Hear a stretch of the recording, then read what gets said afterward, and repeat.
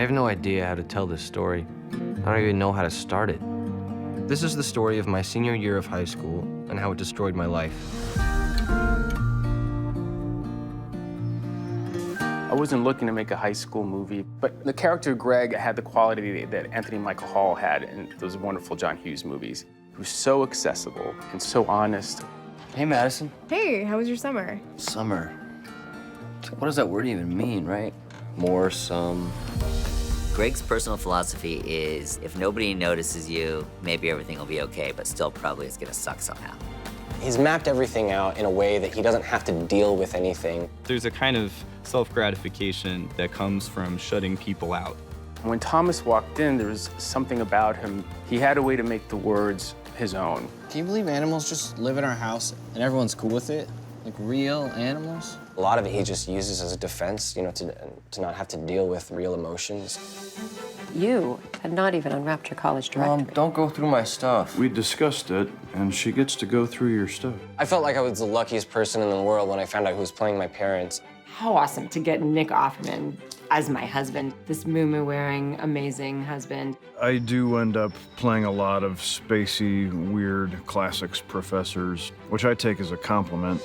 His mom forces him to go hang out with this girl in his class. Rachel Kushner has been diagnosed with leukemia. That sucks. It sucks. It sucks quite a bit. Her thought is, this will help you grow, this will help you learn, this will make you a better person. You might be someone who could make Rachel feel better. Dad, Cat Stevens is calling me. Will is deeply distraught. I don't need your stupid pity. I'm not here because I pity you. I'm actually here just my mom is making me. It's actually worse. I love his wit. I love how self-deprecating he is. That's why Rachel takes him in so quickly. Is that a Black Power salute? No, I was going in for a fist bump. I can't fist bump you from up here. Yeah, no, I realize that. Greg brings a humor that she hadn't experienced before and a kind of irreverence. Me and my dad used to walk around the block and count squirrels. Squirrel, 7, 2 squirrels, 9. Jesus. You need to apply for a dad refund immediately. And this really beautiful friendship blossoms. If this was a touching romantic story, suddenly we would be furiously making out with the fire of 1,000 suns. But this isn't a touching romantic story. Anyway. Yep. Who is this little friend? Earl's just my coworker. I've known him since kindergarten. Greg doesn't like to call anyone his friend. There's sort of this unspoken bond between them. So you and Greg are coworkers? Nah, we friends. Dude's terrified of calling somebody his friend. Dude's got issues. But how are you coworkers? We make films. Movies? They're terrible. Greg and Earl make these parodies of classic foreign cinema. We took a film and we made the title Stupider. It's a formula that only produces horrible films, but for some reason we keep using it. Olivia and Thomas and RJ, it's so refreshing being around them because they're so excited about acting and making movies and art. It was very important to me to be on set near them, not in any kind of video village, and just experience the movie. I wanted to feel what Thomas was feeling and what he was going through. You need to make a film for Rachel.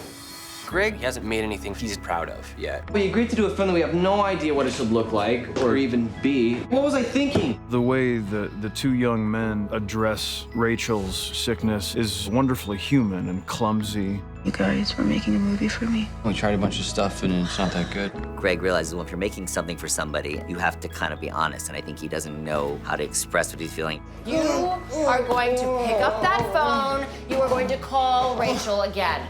Greg starts off very immature and ultimately is able to find his voice and express his love for Rachel. It's a really beautiful story because, yes, she is dying, but emotionally they're not ready to handle that. So the way they deal with it is through humor. You want to help, you're going to take this girl out to get some ice cream.